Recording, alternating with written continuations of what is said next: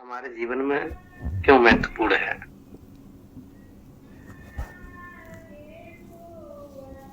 क्योंकि धर्म तो आपको कोई भी व्यक्ति नहीं कहेगा कि सही है गलत है। जो अपने अपने क्योंकि पढ़े लिखे लोग अगर धर्म को ऐसी चीजों को बढ़ावा नहीं देंगे, क्योंकि जो छोटे सोच के लोग होते हैं उनके लिए धर्म सर्वोपरि होता है। इसलिए क्योंकि अपना जो बौद्ध धर्म जो है विज्ञानवादी है और विपश्यना की विचारधारा वाला है। क्योंकि विपश्यना में हमें प्रति क्षण सजगता के बारे में बताता है। क्योंकि जितने भी ध्यान साधना वाले जो साधक व्यक्ति होते हैं वो किसी धर्म जाति से सब परे होते हैं। उसमें ये नहीं होता है कि ये हिंदू है या आदर्श जाति का व्यक्ति है। आपने अगर किया हो न किया हो नहीं जानता हूं मैं, लेकिन जिन लोगों ने किया होगा, जहां विपश्यना सेंटर होते हैं वहां पर सभी मजहब, सभी धर्म के लोग, सभी संप्रदाय के लोग, सभी जाति के लोग वहां पर आते हैं। और वहां पर वही विपश्यना साधना, ध्यान साधना में बताया जाता है कि हमें अपना जीवन किस तरह से चलाना है, किस तरह से हमें अपने जीवन को आगे बढ़ाना है। क्योंकि ये संसार का जो जीवन जो चक्र है ये बहुत ही जकड़ा हुआ है। क्योंकि व्यक्ति को सुबह से शाम तक किसी के पास 2 मिनट का समय नहीं है कि हम अपनों से बात कर लें। क्योंकि आप देखते होंगे कि सुबह से व्यक्ति जाता है और शाम को घर लौट के आता है, तब तक तो आधे तो लोग सो जाते हैं। और क्या होता है, व्यक्ति सप्ताह में एक बार अपने घर परिवार के लोगों से संडे को मिल पाता है, तो उसमें कितना लगाव रह जाता है। क्योंकि ध्यान साधना विपश्यना में जीवन जीने की कला बताई जाती है। क्योंकि अगर व्यक्ति जब ध्यान साधना में जाता है तो वो सोचता है कि हमारा जो जीवन था कितने चक्करों में पड़ा रहा। क्योंकि वहां यही बात बताई जाती है कि हमें अपने लिए क्या हमने जीवन में किया। क्योंकि धन दौलत कमा लेना ही हमारे मन को शांति नहीं मिलती है। हमारे मन को, हमारे शरीर को शांति जब मिलती है कि हमें अपने आप को ये महसूस हो कि आज हम स्वतंत्र हैं। आज हमारा मन जो चित्त है वो तनाव मुक्त है। तनाव मुक्त तभी हो सकते हैं क्योंकि व्यक्ति इतना लोड का काम करता है, इतना मन का काम करता है। कुछ बैंक के लोग जो होते हैं वो बहुत सबसे ज्यादा तनाव का काम उन्हीं के ऊपर होता है। तो उस तनाव को कैसे दूर किया जाए? क्योंकि भगवान बुद्ध ने जो विपश्यना बताई है, आप लोग जब भी देखेंगे या सुनेंगे करेंगे, क्योंकि जो सांस आ रही है जा रही है इसमें मन को केंद्रित करने के लिए कहा जाता है। ये सांस है न किसी बौद्ध की है, न किसी हिंदू की है, किसी मुसलमान की। ये सांस एक प्राकृतिक है। इस पर अपने मन को जब एकाग्र करके जो हमारे नाक से जो सांस आ रही है, अपने मन को एकदम रिलैक्स छोड़ेंगे, शांति हो सके, तो हम अपने जो सांस आ रही है उसको जानेंगे। ये नहीं करेंगे कि हम वो जो सांस के आ रही है उसका ये करेंगे, केवल अनुभव करेंगे कि हाँ सांस आ रही है। तो जब हमारा मन धीरे धीरे धीरे धीरे रिलैक्स होने लगेगा, शांत होने लगेगा, तब हमें पता लगेगा धीरे धीरे कि हमारे एक तरफ सांस हमारे एक तरफ से ज्यादा। फिर उसके बाद हम अपने जो शरीर के अंदर जो वेदनाएं हो रही है, क्योंकि आप लोगों ने पता किया होगा, देखा होगा कि कुछ लोगों को फाइलस मार जाती है, उनके शरीर के अंग काम करना बंद कर जाते हैं। वो यही कारण होता है कि मन के अंदर दिमाग में इतनी टेंशन हो जाती है, तनाव हो जाता है, उसकी जो नसें जो होती है वो काम करना बंद कर देती। तो जब हम ध्यान विपश्यना करते हैं तो वो जो नसें काम करना बंद कर देती हैं, तो जब हम वो विपश्यना ज्ञान करते हैं, अपना मन को वहां पहुंचाते हैं, तो उन तरंग उन जो नस मांसपेशियां जो बंद हो जाती है उसमें झुंझुनाहट सी काटती है, किसी गुदगुदी होती है, किसी झुंझुनाहट। हर व्यक्ति को अलग तरह की वेदना होती है। उस वेदना को जब हम जानेंगे तो हमें ये पता लगेगा कि हमारा शरीर का कौन सा अंग काम बंद कर दिया। जब हम उसमें प्रतिक्रिया को देखेंगे, जब जानेंगे, तो वो शरीर का अंग खुलने लगता है। कई लोग इससे रोग मुक्त हुए हैं। आपने सुना होगा एस.एन. गोयनका जी जो है वो बहुत ही तनावपूर्ण, दुखी, परेशान थे। परमात्मा जो थे, जो अभी विपश्यना ध्यान साधना सबसे ज्यादा जगह सेंटर बनाए हैं, खोले हैं, तो वो उससे ग्रसित थे, दुखी थे। तो जब ये ध्यान साधना को जाना, वहां पहचाना और वो रोग मुक्त हुए, तो उन्होंने कहा ये जो विधि जिससे हम हुआ है, तो इस विधि को हम पूरे भारत में, क्योंकि भारत के जो भिक्षु थे वो बर्मा में लेके गए, जगह जगह जगह जगह पहुंचाई। तो उनका ये मानना था कि ये जो भगवान बुद्ध की जो विपश्यना ध्यान साधना जो हमें मिली है, तो हम भारत के कर्जदार हैं। अपने देशों में फैलाया और भारत में उन्होंने खास करके, क्योंकि उसमें किसी न जात की बात है न किसी धर्म की बात है, तो सिर्फ उन्होंने बात प्राकृतिक की। क्योंकि हमारा जीवन होता है उससे हमारा जीवन बिल्कुल सुकून होता है। तो जब हम विपश्यना साधना करते हैं तो हमारा जो शरीर होता है, मन होता है, तो जब हम उसको देख लेते हैं, जान लेते हैं, तो हमें सुकून मिलता है। फिर उसके बाद कहेंगे हम जीवन की अवलोकन करें। सुबह से शाम हमने क्या किया, हमने पहले ही बताया कि सुबह से शाम तक क्या किया। क्योंकि व्यक्ति की क्या हम लगा रहता है, उसने ये नहीं पता लगा पाता है कि हमने क्या गलत किया है, क्या सही किया है। क्योंकि ये जो ध्यान विपश्यना की किसी की धर्म की नहीं है, न किसी की जात की, न किसी मजहब की। अगर हम ये काम करते हैं तो अगर हम जो सुबह से शाम तक हमने क्या काम अच्छा किया है, क्या गलत किया है, जब हम इस पर विचार कर लेंगे तो जो हमने गलत काम किया होगा, आज हमसे वो गलत काम हो गया, आज काम नहीं। जब व्यक्ति सही काम करना शुरू कर देगा तो व्यक्ति टेंशन मुक्त रहेगा। जो व्यक्ति टेंशन मुक्त रहता है वो कभी बीमार नहीं होता है। सभी बीमारियां जो होती है मन होता है, मन हमारा दबाव में रहेगा, टेंशन में रहेगा, दुखी रहेगा, तभी शरीर में बीमारियां आती हैं। तो बीमारियों का कारण होता है मन। अगर मन आपका शुद्ध है, परिशुद्ध है, तो आप में बीमारियां भी आदि कम आएंगी। तो इसलिए तो हमारा जीवन में ध्यान साधना बहुत जरूरी है।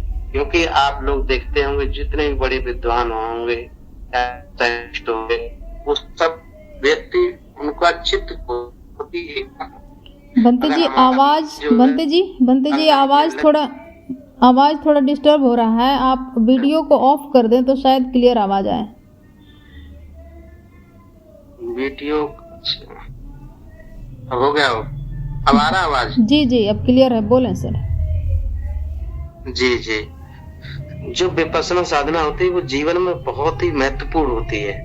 क्योंकि जो व्यक्ति ध्यान साधना विपश्यना करते हैं तो उसके जीवन में कभी भी तनाव नहीं होता है। जब व्यक्ति, आपको मैंने पहले ही बताया, क्योंकि जो व्यक्ति ये सोच ले कि आज हमने ये काम किया है, पूरा डिस्कस कर लेंगे और डिस्कस करने के बाद जो गलत काम किए हैं वो हम बंद कर देंगे और अच्छे कार्य में उन्हें पुनः करेंगे, तो व्यक्ति का तनाव भी कम होगा। और जिसका आप साथ में काम करेंगे, कई लोगों क्या होता है कि वो कहते हैं कि हमारे साथ उन्होंने गलत किया, उनके साथ में जब हम उनकी मन की बात सुनना, क्योंकि आजकल क्या होता है हम किसी की मन की बात सुनना नहीं चाहते, हम अपनी लोगों को बात सुनाना चाहते हैं। क्योंकि आप दूसरे का, हमने भी कहा पहले, हमने सब लोगों की बात सुन ले तभी, क्योंकि हम ये तो पता लगा लें कि ये व्यक्ति क्योंकि दुखी हमसे है तो क्यों है। वो जब तक अपनी बात पूरी सुना नहीं देगा तब तक उसके अंदर की बात पूरी निकलेगी नहीं। जब आप उसकी पूरी बात सुन लेंगे, जब सोच समझ करके ध्यान से उसकी बात से सुनेंगे, जब उसको आप जवाब देंगे तो वो आपके विरोधी होगा, वो भी दोस्त बन जाएगा।